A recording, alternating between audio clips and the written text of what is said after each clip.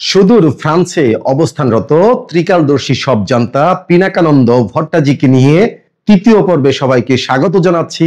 আমি রবিন মাঝার। যুদ্ধাবলী না পলাতক, সে বিতর্কে না গিয়ে বলছি, পিনাকানন্দ যে কন্টেন্ট ক্রিয়েটিভ তা দেশের মানুষ ঠিকই বুঝতে পেরেছে। তার প্রমাণ কি?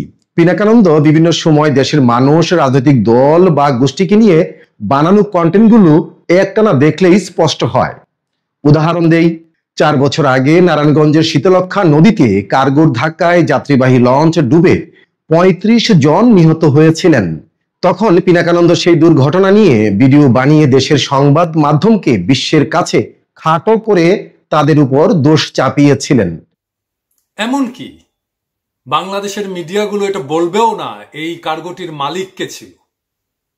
এখন বলুন তো, ফ্রান্সে বসে দেশের ভাবমূর্তি ক্ষুণ্ণ করা তার পেশা নয় কি? দর্শক, এই প্রশ্নটা রেখে দিলাম আপনাদের কাছে। আর একটু ফিরে যাই, 7 এপ্রিল 2021 সালের সেই লঞ্চ দুর্ঘটনার পর যুগান্তর সহ দেশের সব বড় বড় গণমাধ্যমে ফলো আপ নিউজ করেছে, ইত্তেফাকও লিখেছে। কিন্তু পিনাকানন্দ সেই সুযোগ খুঁজে নিলেন দেশের বদনাম করে ডলারের জন্য ভিডিও বানাতে।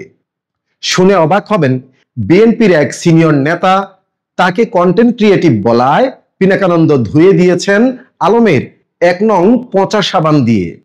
80-র দশকে যারা জন্মেছেন তারা নিশ্চয়ই মনে করতে পারবেন এই সাবানের নাম। আরো মজার কথা শুনুন, প্রথম দিকে পিনাকানন্দ ভিডিও এডিট করতেন প্লে স্টোর থেকে নামানো ইনশট অ্যাপ দিয়ে। এতটাই নতুন ছিলেন যে জানতেনও না অ্যাপের লোগো মুছে দেয়া যায়। লোগো সহই ভিডিও আপলোড করতেন। পরে যখন ইউটিউব আর ফেসবুক থেকে ইনকাম বাড়তে লাগলো, তখন একজন এডিটর রাখলেন তিনি। তাহলে দর্শক বন্ধুরা, এবার বুঝতে পারছেন তো ত্রিকালদর্শী সবজান্তা পিনাকানন্দ ভট্টাজি আলমের 1 নং পচা সাবান কিনার টাকাটা কোথা থেকে আসছে? সোশ্যাল মিডিয়ায় দেশের বদনাম করে, দেশের ভাবমূর্তি নষ্ট করে, এই হচ্ছে তার ডলার ইনকামের উৎস।